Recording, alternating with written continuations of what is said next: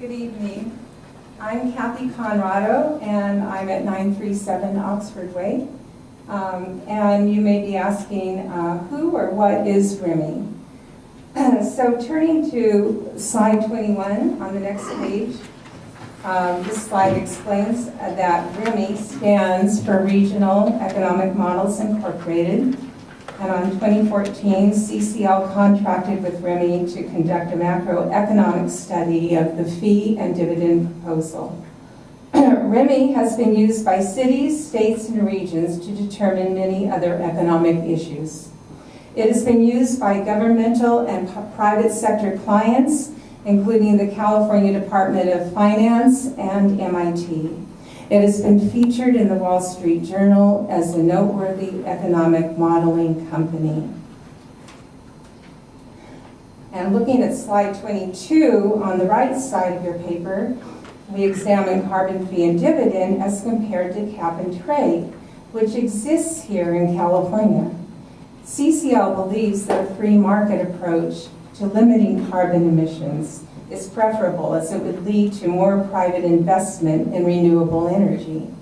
It would also protect 2/3 of Americans from rising energy prices, and over 20 years, it would add from $70 to $90 billion to the economy, and 2.8 million jobs as well.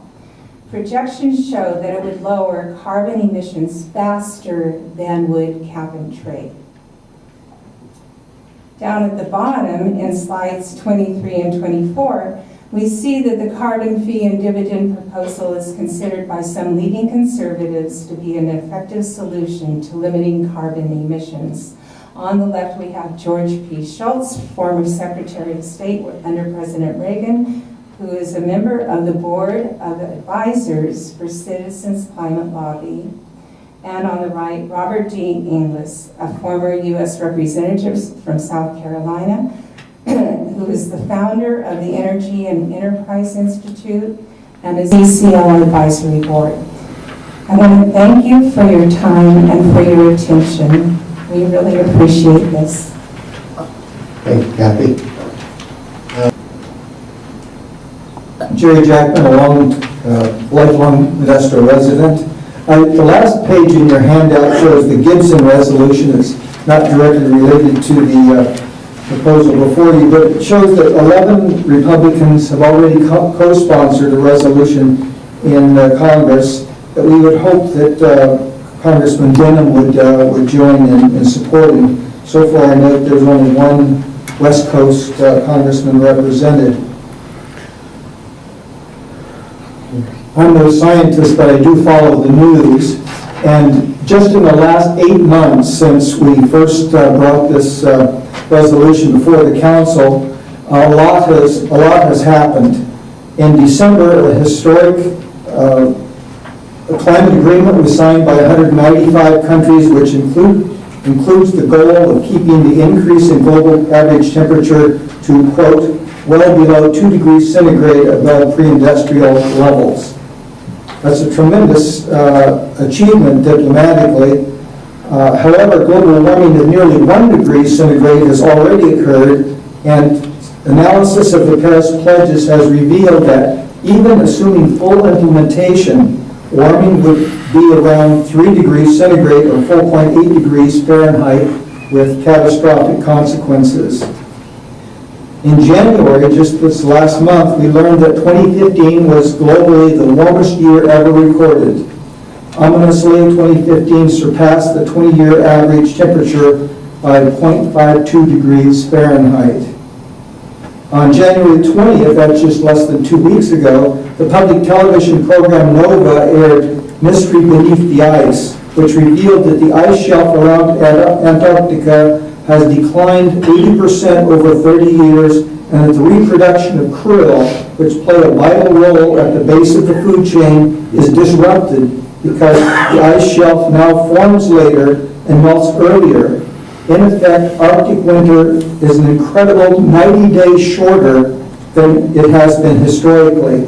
Krill is the food source for fish, penguins, and whales. On Sunday, just 2 days ago, the CBS News television program 60 Minutes featured a segment about research being conducted in the north of Greenland in the Arctic.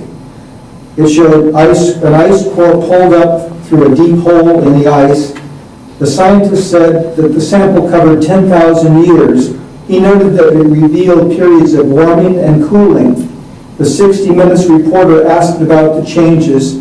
The scientist said, "Now the change goes boom, suddenly very warm, and it's changing at an accelerating rate." Both of these programs can be seen over the internet. So the case builds day by day.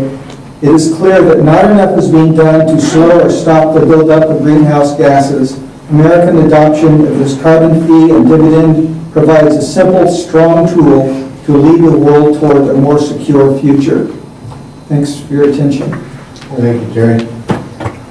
Okay, I have another blue card with William Stacy. Thank you for having me. William Stacy, 1600 Radcliffe, Modesto, California. Lived there all my life. MJC student and major in botany. I'm going to get to it right away. We say that our nation is one under God. Then shouldn't we aspire to godly things like health and the well-being of our communities, near and abroad, but more importantly, the ones who will be inheriting what we leave behind, our children?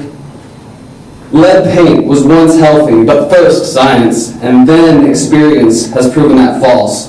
Dichloro-diphenyl trichloroethane, or DDT, was once healthy, but first science and then experience proved that wrong. Excess CO2 and carbon monoxide is maintained and produced as though it were healthy. Let's trust science first to avoid ecological, economical, and biological harm, so we don't have to then experience the same tragedies as with lead paint and DDT. I will read from Revelations. "Come out of her, my people, so that you may not share in her sins or receive any of her plagues." And DDT, lead paint, and the excess of CO2 and carbon monoxide is a plague, and we should be removing as much of it as possible. Let us remove as much of this plague as possible for the children, or for the children will bear the cost. Is it fair to make anyone responsible for choices they don't have a chance to make? Let's do what's best for our children, or let's do what's best for our environment. Let's trust science. Let's do the godly thing, preserving life, health, and happiness. Thank you. Thank you. Okay, appreciate all the presentation. Are there any other people wishing to address this item? Can I speak? Yeah. Hi, my name is Des Orson. I live in Ripon, but I also am active in Modesto as a member of the Modesto Engineer Club. In fact, I volunteered here in Modesto on occasion. In fact, was as an engineering mentor for the Hart Ransom Middle School in a competition called Future City, which affected my sense about the greenhouse gas theory. That I think changed me from being someone who took personal action and put panels on my house to being willing to take a public position to try to make a change. In the competition called Future City, students invent a city 150 years in the future. They build a desk size scale model of the city 150 years in the future. They write a paper, they give an oral presentation, and they're judged. Now, my job, the first thing I noticed is that these kids were really sharp, so I felt like I needed help. I wanted to, my job as mentor was to be the person they could bounce ideas off of, and I wanted to be able to say, well, I don't know what your question is, but here's a book, try chapter X and Y in this book. And anyway, that would be better than dumb looks. Anyway, I came across this book called Energy for Our Future President by Richard Mueller, a scientist at UC Berkeley. It was a great book. Richard Mueller relished the role as a myth buster. In his book, for example, he's not against nuclear fission. He talks about Fukushima, and he says, Fukushima, okay, there are going to be a few extra people that die from cancer in Japan, but not that many. And in fact, there's some places in the world where we have natural radiation that's higher than what there is at Fukushima. In the same book, he addressed the Gulf oil spill, the Deepwater Horizon, suggesting that the newspaper articles used the same picture of a bird covered in oil over and over again because the damage to the land wasn't that bad. And so this was the kind of thing he had. You can imagine how I felt when I got to the chapter on climate change. I thought, buckle up, Des. This guy's about to rip into climate change right now. Well, I couldn't have been further from the truth. Instead, he totally validated the science. Originally, he had been a skeptic on the global warming theory. And that's why he put together his own team, including the best minds he could find, the fellow skeptics, to thoroughly analyze the data to come to their own independent conclusions. At the time, he had no clue what the results were going to be. He didn't know if it was going to be twice as bad as they said, or there was really no theory to think of. While much of the original research went back 130 years, he decided to go back 250 years, which is about when they first started measuring temperature data. Going back 260 years, the older data was less certain, but he was able to use it statistically in a useful way. The temperature curve that resulted showed clearly that the temperatures are rising. He confirmed that the previous scientific work had been vigilant and had treated the potential for bias with the appropriate care. In addition, and unexpectedly, there was more. When he plotted the data on the temperature curve, scientists like to kind of get a curve that matches it. It might be some kind of equation, like maybe a best first exponential equation, but he couldn't get one to fit.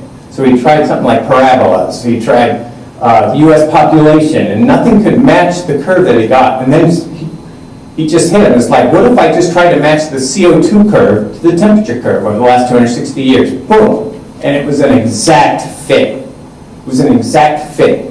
When you look at that graph on picture 8, it's supposed to be color. That's how you're supposed to be able to tell the difference, but you can't really tell the difference. Which one is the CO2 curve, or which one's the temperature? They're going in the same direction. The only time they go in different directions is there is occasion where the temperature curve dips. And that happens to be the spot in the historical record where there's a big, when the mountains explode. And the word's not coming to me. Volcano. And sulfur compounds go up into the stratosphere, and that blocks the sun, and there it cools. So that's the one thing. So the only deviations were during major volcanic events. Anyway, these worlds, what happened, the result of that was that the primary alternative theories, including solar sunspots, were proved wrong. The same thing with Milankovitch cycles, because yes, we know where they are in the history, but they didn't affect temperature on the graph. So Muller answered those who said, well, okay, you're right about that, but it's still not CO2.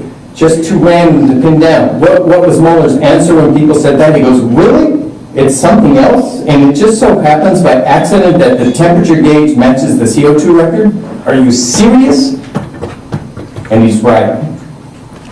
Muller suggests calm action to address climate change. So members of the council, beyond a reasonable doubt, increased global CO2 concentrations will increase global temperature, perhaps even proportionally. It will also affect local weather, almost certainly making drought and temperatures more extreme, while also depleting the snowpack over the long term. This threatens our way of life and our agricultural heritage. So I can think of no better place to take a stand than here and now. And I fully support this resolution. Thank you. Thank you. So, anybody else wishing to speak? Yes, ma'am. Sorry. We'll just take turns here. Hey, bringing this back up. My name is Liz McInnes, and I live at Sycamore Avenue, and I'm also a professor at MJC of biology and botany. Well, I didn't plan on talking, but I couldn't help myself. So I've also been reading this, not to the same extent as Richard. And I want to just draw your attention one more time to slide 13, if you don't mind. So I teach botany, and in botany we talk about time periods for plants, amount of sunlight for plants, temperature for plants, and all the different environmental stimuli that plants take in order to get their biological clocks running the way they are supposed to. Here in the Central Valley, our economy is incredibly dependent upon plants from the rosaceae. And you go, roses? No. Plums, apricots. I'm going to say it, almonds. This is big. And if these plants do not have the adequate amount of chill hours, we're going to see our agricultural heritage have really, the impacts are enormous in the future. We'll have to figure out what we're going to grow here, and it won't be those plants if we don't have enough chill hours. So economically, that's the thing. The drought for us, if we're looking locally, and the agricultural impacts of climate change are big for us here in California, especially in the Central Valley. Take a look at the chill hours. Super important. Thank you. Thank you. Just quick question, Professor. Sure. As I grew up picking peaches and knocking almonds and all that stuff here, and we used to hear about the need for the amount of chill hours or chill days, if you will, from the farmers that we used to work for, and that we would chat about it, out in the fields during lunch breaks or working or whatnot. If you could just clarify what the equivalent, like say, to a person, if you will, like what's the equivalent of chill hours to, for a plant to a person? And so just to let you know, what we would always say is, Sure. we need to get enough sleep at night. Well, I was just going to say. So maybe for people, sleep. That would be important. For these plants, so the bud that you have developing that's going to give rise to your flower in the springtime, within that flower you have a developing ovary. So you have pollination taking place. Those flowers, you're going to get fewer of those flowers actually developing with less chill hours. So you're going to have now almond trees, apricot, plums, nectarines, name it, and it's not going to flower in the same way. Less flowers, your agricultural yield is going to go down dramatically, and that becomes a big problem really quick. Thank you. Thank you. Anybody else? Yes, sir.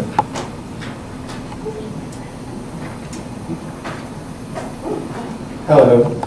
I wasn't planning on speaking, but I figured I could say something that I was noticing on PowerPoint, on the 13th PowerPoint, about the diminishing snowpack, exacerbated drought, and more invasive insects. I'm an MJC student. I'm not particularly scientific in the sense of study philosophy, but I do live part-time in Groveland, California, just below the traditional snow line. And I just wanted to say that these particular things are very real, and you can see them if you're perceptive, especially the insects, in the sense that there's a thing called bark beetle that exists in California, and you can tell by that a pine is dying by looking at their crown if it's brown compared to the rest of the tree. And this is very critical because you can just see it right outside my house, and they can kill entire forests, and you can see the snow line from there. And I was just encouraging people to be perceptive of this, and if you're ever going through a city, this is very real. Thank you. Great, thank you. Anybody else? Sam?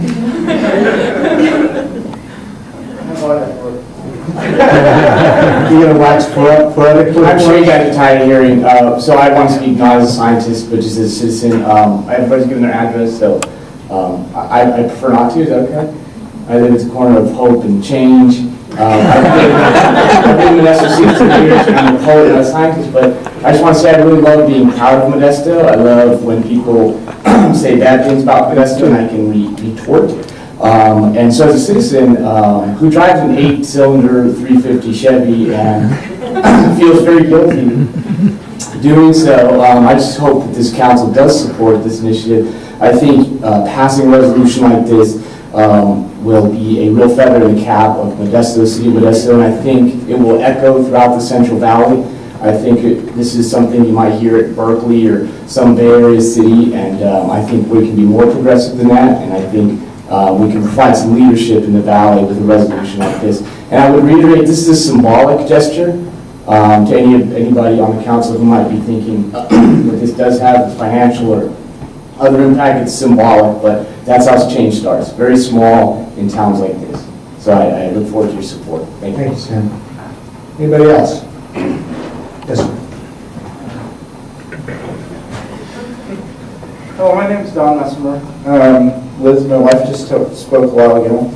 And I'm a new Modesto and an old Modesto. My grandfather grew up here, and my aunts and uncles, and my grandfather is Homer Messemer, who ran M&M Construction in the 1930s and 40s and 50s. So as somebody that has family roots here and has been here off and on for a long time, I think this is a great resolution. It sends a great message. If the city council noticed, I left earlier with my younger daughter and came back with my older daughter. And I think this sends a message to them and future generations that we care about them. Okay. I think that's incredibly important. So thank you very much. Thank you. Thank you, everybody. Anybody else? I'm going to return to the council for action. For discussion first, Councilmember Radenow. Bill, could you come back up? I've got a couple questions.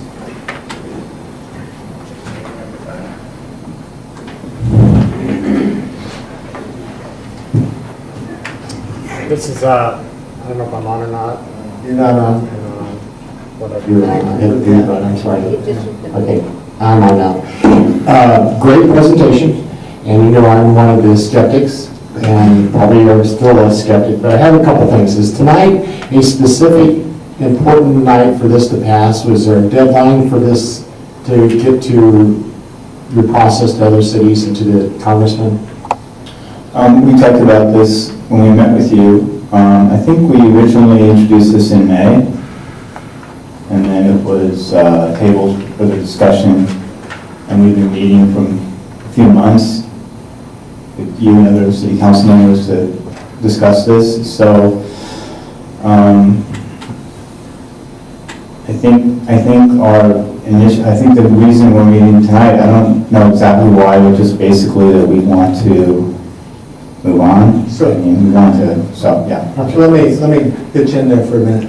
Doug, part of it is the legislative season is starting again right now, and so they'd like to have it to the congressman in advance of the start of new bills going forward. And there's also just the issue of energy. I mean, we have to be focused, we want to move forward and have a goal in mind, so it's also that too. Sure. We wanted it last week and then it happened next week. Clearly, I've got several concerns, but one of them is the business end of it, and knowing that although it may not impact locally as significant as it's on the East Coast, it does impact locally, some of the businesses that I talk to. But I'm going to tell you that I wish you would have presented this to me several weeks ago, the presentation, because it really did answer a lot of things I've been striving for. So my apologies for that. But it really, and it gives me resources to go to, and I'm still not totally 100%, but I'm telling you, I'm much more informed just in the presentation, so thank you. Thank you very much, and your input helped us to craft this, so it's been a process for us to thank you. Great, thank you. Councilmember Maddenville. I was just going to wait till the end, hopefully, if the council indulges me, I'd love to be able to make the motion. I'll let you second. I have a request for you. Councilmember Graywall. Just a couple questions. So the endorsement, or the letter, it's endorsing not only that we feel that there's climate change, and then also there should be a fee or dividend charged or administered by the federal government. That's what the letter is saying, just for clarification. Yeah, absolutely. It's carbon fee dividend. It's the proposal by the Citizen Climate Lobby, which is a national grassroots organization. We're in the local chapter, and yes, it's assessing a fee, but it includes a rebate, instant rebate, and yes, absolutely. The dividends will be paid with members in a household or taxpayers in a household? So the dividend is would be paid to each household, and then there is more detail. I'm only asking because I have 4 kids. Yeah, so you get more if you're a 4-person family than if you're 2. So there is there's a reasonable formula for that. Well, I appreciate you meeting with us. I think I've met with you 3 times. Very informative. Got to ask a lot of questions.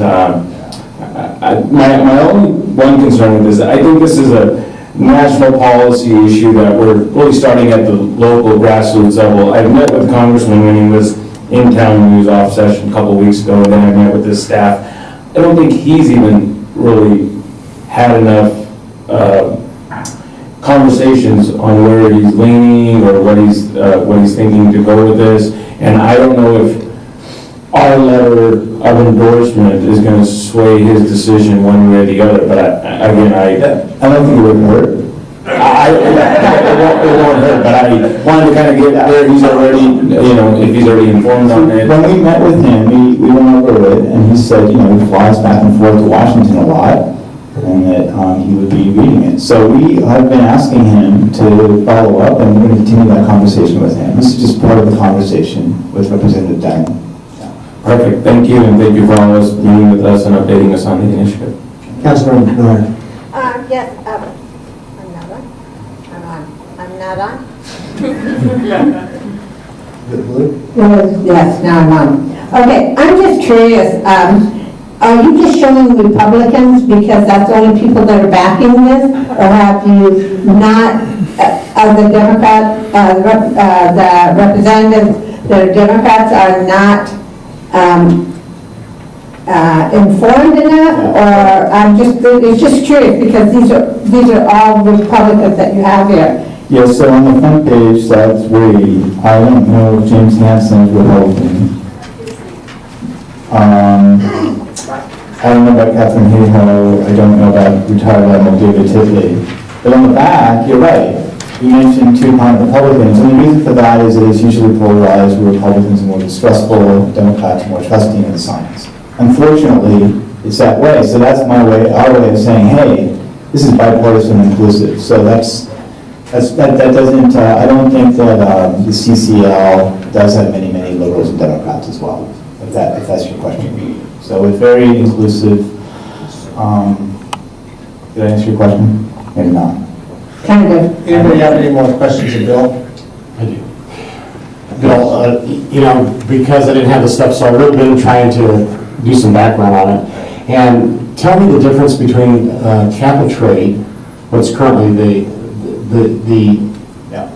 law of the land, right, and what this particular measure will ultimately do. I mean, what's the difference? What's the difference, the benefits? I'm not top expert on AB 32 cap and trade, but generally cap and trade sets a price on carbon and is auctioned. So businesses can purchase carbon credits, purchase the right to emit carbon dioxide. But the issue there is, how do you set the price of carbon?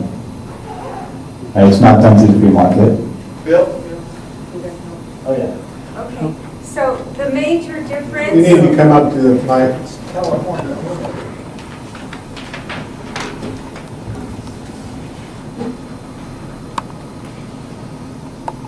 So when this was designed, it was designed with the purpose of bringing both sides together. We're back to that partisan issue. We wanted it to be a bipartisan solution. That was our goal. So the reason that we're proposing this issue, or this proposal be passed, is that it is completely different from cap and trade in that with cap and trade, the money is collected by our state government, and the legislature determines how that money is going to be used. With carbon fee and dividend, it is not. It goes directly to the 3 people and over households in the United States. And thereby, it stimulates our economy, it produces jobs, job creation, and will eventually discourage people from using fossil fuels because the price will keep rising. Well, that's good to hear, because it sounds like to me the free market approach that you mentioned is something I'm very interested in pursuing and making sure. I don't want to use the word trust, but when you read an article of it in the Wall Street Journal, it said that the state took $500 million from cap and trade dollars to balance their budget a year ago.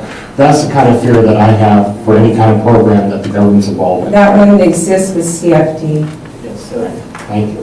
So one of the other things that I was going to mention was this is really a market-driven plan. I mean, those firms that value renewable energy will have a better cost structure and be able to sell more, and so it's going to be self-perpetuating that companies will look for ways to save the cost of having to buy fossil fuel and pay the fee.